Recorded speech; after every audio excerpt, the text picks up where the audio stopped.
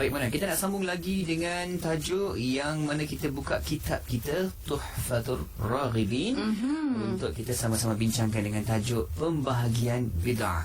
Maka sekarang kita meneruskan kalam iaitu Syekh Arsyad Al-Banjari rahimahullah. Faqala mu'allifur rahimahullah wa nafa'ana bihi wa bi ulumihi amin. Maka kerana inilah pekerjaan bid'ah itu terbahagi kepada 5 bahagian. Jadi hadirin wa hadirat hafizakumullah, di sini muallif menjelaskan bahawa pekerjaan itu terbahagi kepada 5 bahagian. Kerana sebelumnya dia kata perbuatan maslahat agama boleh jadi baik. Apabila benda tersebut tidak sesuai dengan agama, maka boleh jadi buruk. Ada kalanya menjadi harus. Maka secara kesimpulannya, perbuatan manusia atau dipanggil dengan af'alul mukallafin, perbuatan-perbuatan orang-orang mukallaf, itu kenalah dibahagi sesuai dengan hukum taklifi. Hukum taklifi. Maka bid'ah itu terbagi kepada 5. Kerana apa? 5 ini adalah jumlah hukum taklifi. Hukum taklifi itu apa? Seperti wajib, sunat, mubah, makruh dan haram. Lalu dia kata bid'ah itu terbagi kepada 5 bahagian seperti yang diriwayatkan Imam An-Nawawi. Siapakah Imam An-Nawawi? Imam Nawawi ini adalah seorang ulama besar di dalam mazhab Syafi'i. Hidup di abad yang ke-7 Hijriah. Beliau ini yang mengarang berbagai kitab dalam mazhab Syafi'i, terutamanya kitab Al-Majmu' Syarah Muhadzab, kitab Radatul Talibin, Minhajul Talibin dan lain-lain.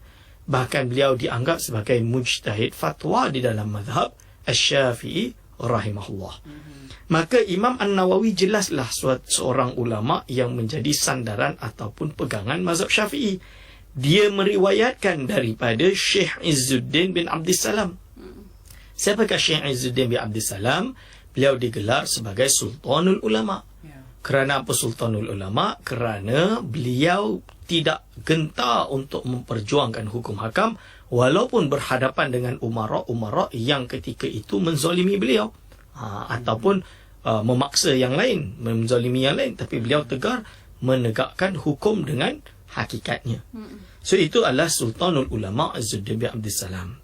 Sultan Izzuddin bin Abdissalam dia berkata di dalam kitab dia lah, kitab dia apa? Nama dia Al-Qawaid. Jadi saya ada di sini kitab Al-Qawaid, Qawaidul Anam fi Masalihil Anam ini. Jadi kitab ini adalah termasuk kitab qawaid fiqhiyah yang terawal di dalam mazhab Syafi'i. So cerita dia, Syekh Arsyad Al-Banjari dia tidak ada kitab ini secara langsung. So dia merujuk daripada kalam Imam Nawawi. Maka apa Syekh Arsyad Al-Banjari kata? Bid'ah itu ada 5 bahagian menurut Imam Nawawi yang datang daripada Izzuddin bin Abdissalam. Yang pertama adalah bid'ah yang wajib. Ustaz, bid'ah ada yang wajib ke Ustaz? Bukan bid'ah ni semua sesat ke? Kan pertanyaan dia. Saya dah syarahkan pada pertemuan minggu lepas bahawa kalaulah benda tersebut benda baru. Benda baru dalam erti tidak ada di zaman Rasul. Akan tetapi isi perkara tersebut justru mendukung syariat. Maka baiklah benda baru tersebut. Tapi kalau benda baru itu melanggar syariat, maka buruklah perkara tersebut. Dalam ibadah macam mana? Tergantung. Kalau dia merosak ibadah yang mahdoh, contohnya solat subuh 2 rakaat dijadikan 4 rakaat, maka tak bolehlah. Kerana apa? Kerana ibadah solat subuh 2 rakaat itu perkara yang tidak boleh dirasionalkan. Adalah kita terima, iman, laksanakan. Ini dipanggil dengan ibadah mahdoh. Akan tapi kalau ibadah tersebut bersifat ibadah yang bukan mahdoh, maksud dia kita boleh tahu ilat hukum dia, kita melakukan sesuai dengan ilat hukum dia, maka tak ada masalah. Maka dia jadi baik kalau perkara itu baik. Dia jadi harus kalau benda itu harus. Maka dalam hal ini bid'ah yang wajib, iaitu seperti mentafsirkan Al-Quran dan mensyarahkan hadis. Hadirin wal hadirat hafizakumullah. Di zaman Rasulullah SAW tak ada satu pun kitab tafsir. Tidak ada satu pun kitab syarah hadis. Tidak ada. Yang ada apa?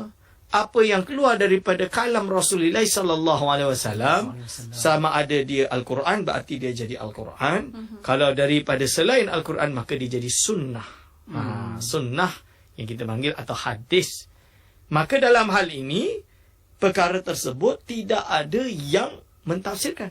Jadi orang menerima dan mengamalkannya sesuai dengan konteks yang mereka faham dan ketika itu dan apa yang Rasulullah SAW sampaikan kepada mereka. Jadi mereka langsung, kalau ada isu mereka tanya terus. Maka jawapan tu terus, dan jawapan itu menjadi matnun, suatu matan hadis untuk menerangkan Al-Quran kadang-kadang. Atau yang tidak ada Al-Quran, dia menjelaskan sesuatu yang tidak ada. Untuk dijelaskan hukum makam dia. Maka ulama yang datang setelah para sahabat, maka mereka berkewajipan untuk memahami apa maksud ayat tersebut. Wajib untuk mengetahui apa makna hadis tersebut. Maka ulama yang datang setelah dia mulalah mengarang kitab-kitab tafsir, mengarang kitab-kitab syarah hadis. Contoh yang senang, Imam At-Tabari. Dia ada kitab tafsir yang lama. Contoh yang lain iaitu seperti Imam Ibn Abbas, sahabat Ibn Abbas, iaitu ulama mengumpulkan tafsir dia. Kerana itulah sahabat Ibn Abbas dikenal sebagai orang yang diberi takwil, diberi tafsir. Jadi Allah anugerahkan dia kepakaran dia dalam hal mentakwil Al-Quran atau mentafsir Al-Quran. Ini apakah ini tak ada zaman Nabi? Karang kitab tafsir bid'ah. Ustaz, Rasul tak pernah buat. Jawapan dia tak. Jadi wajib. Kerana apa? Kalau kita tak jelaskan ayat Al-Quran tersebut, tak jelaskan hadis tersebut, macam mana umat Islam nak faham pada hari ini? Dia perlu pada penjelasan. Kalau ada yang kata, Ustaz, bid'ah yang dilarang itu adalah bid'ah sejenis ibadah. Dan kalau ibadah tak boleh. Kalau tafsir ni bukan ibadah. Saya nak tanya, apakah orang yang berjalan di jalan ilmu ini bukan ibadah? Ini ibadah juga. Tapi of course dah bukan ibadah mahdoh. Maka mengarang kitab tafsir dan kitab hadis, syarah kepada hadis, ini adalah menjadi wajib bagi yang ahli. Bagi yang bukan ahli, haramlah. Sebab dia akan membawa penyelewengan. Itu contoh dia. Kan? Okey. Lalu, dan mengarang ilmu itu, insya-Allah kita akan jelaskan setelah ini. Baik, insya-Allah. Kita akan sambung lagi Mona dengan tajuk pembahagian bid'ah, dan juga anda boleh sama-sama hantarkan soalan dan juga pertanyaan anda di Facebook Live IKIM FM dan juga di talian WhatsApp konti kita 01129004. Dan para pendengar terus setia bersama kami, kita berehat. Dan untuk waktu ini silakan doktor untuk sambungannya. Bismillahirrahmanirrahim. Qala mu'alifur rahimahullah wa nafa'ana bihi wa bi'ulumihi amin. Dan mengarang ilmu itu, maksud dia termasuk daripada bid'ah yang wajib adalah mengarang ilmu itu, iaitu mengarang ilmu Al-Quran dan hadis. So Ustaz, saya boleh ke buat Al-Quran dan hadis, mengarang ilmu Al-Quran dan hadis? Jawapan dia bukan tu. Maksud dia ilmu untuk memahami Al-Quran. Dipanggil ulumul Quran dalam bahasa Arab dia. Ada kitab-kitab usulut tafsir. Jadi mempelajari cara macam mana nak mengenal istilah-istilah dalam ilmu Al-Quran dan tafsir. Seperti yang mana dipanggil dengan ayat makiyah, yang mana dipanggil ayat madaniyah, yang mana yang riwayat atau qiraat yang mutawatir, qiraat sab'ah, mana taujihul qiraat fi ikhtilaf fil makna, contoh dia, dan lain-lain. Begitu juga hadis, iaitu macam mana nak nilai hadis yang sahih, hadis yang maudhu', hadis yang dhaif, hadis yang hasan. Jadi ini adalah ilmu yang tidak wujud di zaman Rasulullah SAW. Muncul setelah baginda, iaitu setelah abad baginda. Maka ulama mengarangkannya, dan mengarangnya ini hukumnya wajib. Walaupun ia bid'ah. Bid'ah yang wajibah. Itu lebih kurang macam tu.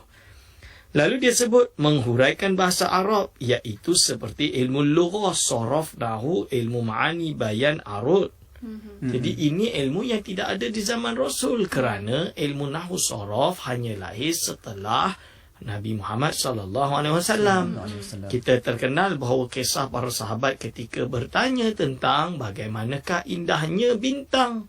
Lalu dia tersalah memberi harakat anak perempuannya. Tersalah memberi harakat sehingga kan mengisyarahkan kena diberi ilmu khusus cara nak bagi harakatkan belakang dia tu. Itu dipanggil ilmu Nahu. Betul cerita dia. So kalau ini tak ada, macam mana umat-umat yang baru masuk Islam lalu nak belajar bahasa Arab, baca Quran, dia tak ada ilmu bahasa Arab. Akhirnya mereka terpaksa ada ilmu bahasa Arab yang terkenal, dua madrasah dipanggil dengan madrasah Basrah dengan madrasah Kufah di dalam ilmu bahasa Arab. Itu contoh dia.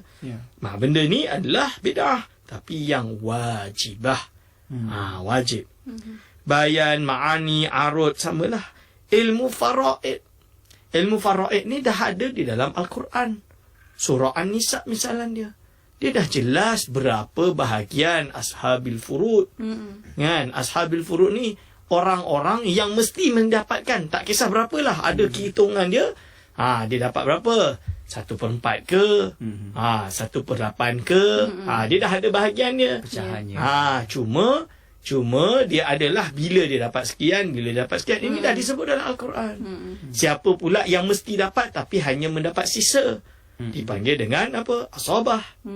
Asabah dengan apa? Jadi penjelasan detail daripada ayat Al-Quran tentang ilmu faraid, warisan kita panggil, ilmu perwarisan ini, itu dikarang oleh ulama. Contoh dia ada aul, kan? Ada beberapa ijtihad ulama yang datang setelah itu kena disebut oleh ulama dan dijadikan dalam bentuk kitab. Walaupun tu faraid, ada beberapa kes yang menjadi ijtihadi. Ini contoh dia. Maka ulama mengarang kitab, dan hukum dia mengarang kitab ini wajib. Kerana apa? Kerana faraid itu wajib. Kalau tak mengarang kitab tentang faraid, nanti macam mana cucu cicit kita nak belajar, bila saya meninggal, anak saya nak bagi harta macam mana? Tak ada ilmu tu. Pergi cari satu Malaysia dah tak ada, dah pupus. Contohlah, bukan saya kata. Alhamdulillah kita kat Malaysia sekarang, kodi-kodi kita semua dah memang pakar dalam ilmu faraid. Jadi tak ada masalah. Bayangkan kalau tak ada orang peduli tentang ilmu faraid. Apa nak jadi? Contoh dia. Ini wajib. Lalu menghafazkan masalah yang gharib-gharib. Maksud dia apa? Perkara-perkara yang pelik-pelik, yang ialah dalam hal hukum hakam atau terutama dalam masalah faraid. Ada beberapa kes yang memang terkenal, ijtihad Sayyidina Umar misalnya dia, dan para sahabat yang lain, tentang beberapa kes yang gharib. Begitu juga bab fiqh. Mengarang kitab usul fiqh. Zaman Rasul tak ada usul fiqh. Kitab usul fiqh tak wujud. Nama usul fiqh pun tak wujud. Kerana apa? Fiqh pada waktu zaman Rasul difahami secara lughatan, secara bahasa adalah al-fahmu. Man yuridillahu bihi khairan yufaqihu fiddin. Barang siapa yang Allah SWT menghendaki dia adalah orang yang baik, maka Allah akan menjadikan dia orang yang faqih, yang faham bab agama. Maksud dia apa? Fiqh ini bukan berarti kena fiqh amaliyah itu. Kalau dari nas tadi, tapi memiliki makna faham, boleh makna faham akidah, faham fiqh, faham tasawuf, faham banyak isu-isu dalam hal agama. Tapi bila jadi usul fiqh, kita dah tahu dah. Ini adalah ilmu kitab metodologi bagaimana kita nak istinbat hukum hakam. Nak tahu hukum hakam ini apa? Datang dari mana? Al-Quran dan Sunnah. Mana dalil dia? Kita kena pelajari. Oh, ini nas dia. Kenapa nas ini boleh memberi makna itu? Ada dalalah dia. Ada penunjukan lafaz dia. Penunjukan lafaz ini memberi hukum. Memberi isyarat pada amarat. Bagi amarat tu maksudnya tanda kepada hukum yang akan dihasilkan. Ilmu ini dipanggil ilmu usul fiqh. Termasuk yang terawal mentadwin atau mengkodifikasikan buku fiqh, usul fiqh. Nama dia Imam Asy-Syafi'i rahimahullah, yang bernama Ar-Risalah. Surat yang beliau tulis yang dihantarkan kepada khalifah ketika itu. Okey. Mengarang ilmu usul. Mengarang ilmu usul ni apa? Ilmu akidah. Ilmu usul kena dikarang. Bukan akidah yang biasa sahaja, yang detail. Ada orang kata susah ustaz, tak faham ilmu-ilmu usul ni. Yang boleh fahamkan, kita pegang je lah Al-Quran. Qul huwallahu ahad, Allahus samad, lam yalid wa lam yulad wa lam yakul lahu kufuwan ahad. Tiba-tiba datang orang yang bukan Islam, dia berhujah. Memang kita pun percaya Tuhan tu satu, tapi dalam satu ni ada tiga. Kenapa ada tiga? Elemen ini, elemen ini, elemen ini. Misalnya dia, macam kau juga, kau kata Tuhan kau satu, kenapa nama dia 99? Kalau orang yang tak belajar ilmu usul, dia pun tertipu, dia pun tak boleh nak jawab. Kalau dia lama-lama tak boleh nak jawab, orang cucuk dia, maka apa yang akan terjadi? Dia mungkin akan menjadi murtad, na'udzubillah min zalik. Maka kita perlu ada ilmu usul memperjelaskan Allah satu, tapi nama banyak. Ya, 99. Ini bukan macam yang mengatakan Tuhan satu tapi ada 3. Ini beza. Ini dipanggil apa? Syirik apa yang dipanggil? Ada syirik tabaid. Ini jelas salah. Kita dah belajar kalau tak salah dalam pelajaran akidah, iaitu syirik tabaid termasuk yang menyebabkan kekufuran. Kerana membahagi Allah kepada beberapa, padahal Allah itu tunggal esa. Ini kita kena faham. Lalu dia sebut apa? Dan mengarang kitab yang menyatakan hadis sahih atau maudhu'. Jadi ada kitab khusus mengumpulkan ini kitab-kitab hadis sahih, ini kitab-kitab hadis maudhu', ini kitab-kitab hadis yang sunan campur misalnya dia. Ini perlu dikarang, zaman Rasul tak ada. Tapi biar orang yang membaca mengetahuinya. Samalah ilmu tasawuf. Ilmu tasawuf kan, dia tak ada orang tak kenal, tapi kita kena kenalkan untuk supaya ulama, para orang awam, para pelajar mengetahui tentang tasawuf yang akhirnya mereka dapat beramal dengan tasawuf tersebut. Sebab itu kalau orang tanya kepada saya, Ustaz bagi saya satu dalil tasawuf daripada Quran dan Sunnah. Saya kata tak bolehlah nak jawab macam tu. Sama juga sebab apa? Tasawuf sudah wujud tanpa nama di zaman Rasul. Jadi dia exist without a name. Berbeza dengan apa? Samalah dengan ilmu fiqah, samalah dengan ilmu, bagi saya satu ilmu mustalah hadis. Ada tak Rasulullah SAW sebut hadza hadisun sahih, hadza hadisun maudhu'? Mana ada? Kerana apa? Kerana tak wujud lagi zaman tu. Misalan dia itu. Okey, insya-Allah lepas ni kita sambung pada bid'ah yang sunnah. Masya-Allah. Itu dia pecahan dan juga pembahagiannya tu. Ya. Bismillahirrahmanirrahim. Qala mu'allif rahimallahu wa nafa'ana bihi wa bi ulumihi amin. Bid'ah yang sunat. Ustaz, bid'ah ada sunat. Tadi kata bid'ah lawan kepada sunnah. Ini kena faham. Kalau bid'ah secara bahasa adalah benda yang belum pernah terjadi. Kan? So benda yang belum pernah terjadi tapi hukum dia sunat. Kalau buat dapat pahala, tak buat tak apa. Dia kata iaitu seperti berbuat madrasah. Apa yang dimaksud berbuat madrasah? Iaitu dalam bahasa Arab dia, Imam Ibn Abdul Salam, ihdasur rubuti wal madarisi wa bina'ul qanatir. Membuat rubut-rubut tu pondok lah. Ribat tu pondok. Pondok-pondok wal madaris, sekolah-sekolah, madrasah-madrasah. Kenapa ni sunat? Sebab dia membantu untuk nasyrul ilmi. Tapi kalau tak buat, tak ada masalah. Kenapa pula nak masalah dia tak ada duit nak buat? Misalan dia yang ilmu tadi wajib Ustaz, bagi orang yang alim wajiblah mengarang kitab. Contoh dia untuk menjelaskan, kalau dia tak buat, siapa lagi nak buat? Nanti ilmu tu hilang. Contoh dia wajib nasyrul ilmi. Lalu bagi orang yang ada duit, buat madrasah, hukum dia sunat. Kalau boleh buat. Ini sunat. Rasul tak pernah bina madrasah. Tak pernah ada ihdasul rubut tu, tak pernah. Ribat tu pondok, tak pernah buat pondok. Tapi hari ni kalau kita nak buat pondok, hukum dia sunat. Sunat. Lalu dia sebut apa? Dan menghuraikan masalah tasawuf yang seni-seni. Bahasa dia tasawuf yang seni-seni. Dalam bahasa Arab, Izzuddin bin Abdul Salam menggunakan kalam. Al-kalamu fid daqa'iqit tasawuf. Iaitu apa? Berbicara tentang ilmu tasawuf yang dalam-dalam. Jadi ini hukum dia sunat. Jadi apa? Membahas ilmu tasawuf.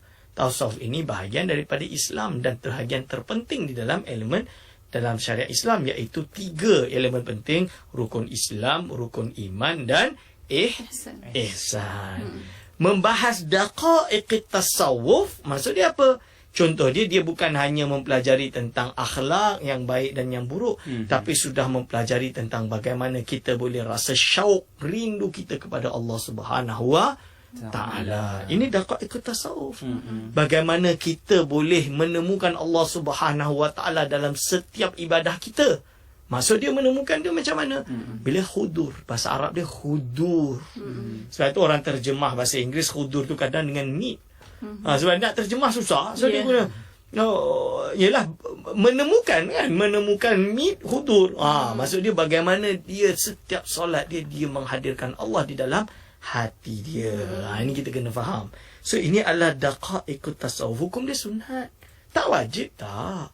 Hanya orang yang terpilih yang mampu untuk melalui perkara tersebut. Okey, kita dah habis bab sunat kat sini. InsyaAllah kita buka Q&A kalau ada. Baik, Mona, kita nak aktifkan talent kita, Mona. Macam mana caranya untuk sahabat-sahabat sekalian boleh hantarkan pertanyaan kepada kita?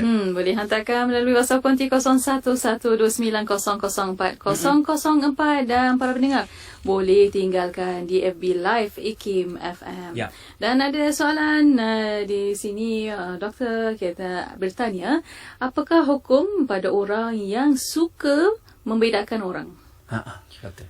Bagaimana? Bismillahirrahmanirrahim. Dalam kes ini sebenarnya dah ada keputusan daripada jabatan atau daripada ahli jawatan kuasa Fatwa Negeri Selangor, yang mana dalam isi fatwa tersebut dilarang untuk membida'ahkan benda-benda yang khilaf. Jadi isu-isu yang dibida'ahkan, contoh dia apa? Contoh dia membaca atau melafazkan niat usolli fardhu subhi raka'ataini, misalnya dia. Ini dikatakan bid'ah sebab Rasul tak pernah buat. Rasul tak pernah buat, bid'ah. So ini apa? Tokok tambah dalam ibadah. Dia kata, kita kena faham, saya dah uraikan pada minggu lepas, kalau perkara tersebut membantu sebuah perkara yang wajib, niat dalam solat tu wajib, melafazkan niat ini membantu kita untuk dapat khusyuk dan meletakkan niat di dalam hati. Benda yang membantu, benda yang baik ke tak baik? Baik. Maka talafuz bin niat, mazhab Syafi'i menganggap dia sebagai sunat. Yundabu at-talaffuzu bin niat. Tiba-tiba datang, ini bid'ah, sesatkan. Tak boleh lah. Sebab itu fatwa melarang. Dan kita kena tahu benda ini masalah khilafiyah. Dan ada satu kaedah disebutkan oleh salah seorang guru kami lah yang ada di Maghribi, nama dia Syekh Sa'id Kamali. Apa dia kata? La tabadi'a wa la tafsiqa wa la takfira fi masailil khilaf. Atau lebih pendek dia, la tabadi'a fi masailil khilaf. Tidak ada isu bid'ah membid'ahkan dalam hal-hal yang khilaf. Jadi jangan sampai mazhab ni kata sunat, mazhab ni kata makruh, mazhab ni kata harus, keluar kita mazhab, okey, kita bid'ahkan saja hukum dia. Haramkan saja bid'ah yang diharamkan, yang sesat, yang masuk neraka kalau dia buat perkara yang tidak ada misalan dia. Padahal mazhab ni kata sunat tadi. Talafuz bin niat, mazhab Syafi'i kata sunat. Bukannya mutaakhirin, termasuk yang awal dah menyebutkan ia sebagai sunat. Itu. Okey, baik, kita teruskan lagi dengan soalan yang kita dapat, doktor. Ada juga yang bertanya, doktor, dalam kitab-kitab lama kalau disebut ahlul bid'ah, jadi siapakah maksudnya itu, doktor? Jadi kadang-kadang kitab-kitab akidah terutamanya dia menyebut janganlah menjadi ahlul bid'ah, kerana dia adalah sebenarnya tergolong daripada ahli bid'ah. Jadi jangan kita terikut dalam erti, kalau ada orang buat benda baru je, ni ahli bid'ah lah ni. Ini nama dia tak baca kitab dengan cermat. Kita kena tahu konteks kitab kan. Kita duk sebut konteks kitab ni. So ini konteks dia. Bila disebut ahlul bid'ah, itu maksud dia bid'ah di dalam hal i'tiqad. Zaman Rasulullah SAW, Nabi tak pernah bahas, sahabat tak pernah bahas tentang apakah Allah ini, macam mana bentuk dia, wajah dia, jisim dia, tak ada. Lalu datang orang mengatakan, yadullahi fawqa aydihim, berarti Allah ni ada tangan macam ni. Ada apa? Wa yabqa wajhu rabbik, contoh dia wajhu tu apa? Wajah. Berarti apa? Allah SWT ni ada wajah. Macam mana wajah dia? Macam ni lah.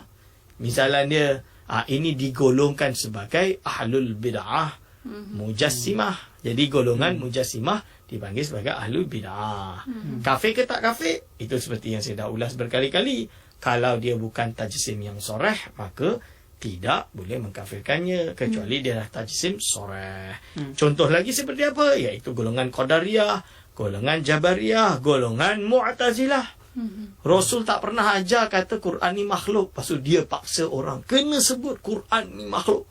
Siapa yang tak sebut Quran makhluk, masukkan penjara. Misalnya dia na'udzubillah min zalik. Ini adalah golongan-golongan yang dimaksudkan sebagai ahlul bid'ah, terutama dalam kitab-kitab akidah tersebut. Okey, jelaskan. Satu lagi soalan yang terakhir, doktor, yang kita dapat di Facebook IKIM FM. Ada yang bertanya, doktor, adakah sedekah pahala solat kepada semati atau sedekah bacaan Al-Quran kepada mereka yang masih hidup, adakah bid'ah sayyi'ah, doktor? Okey, dalam hal menghadiahkan Al-Quran, baca Al-Quran kepada orang yang mati, dalam Imam Asy-Syafi'i katanya la yasil, itu pendapat yang masyhur.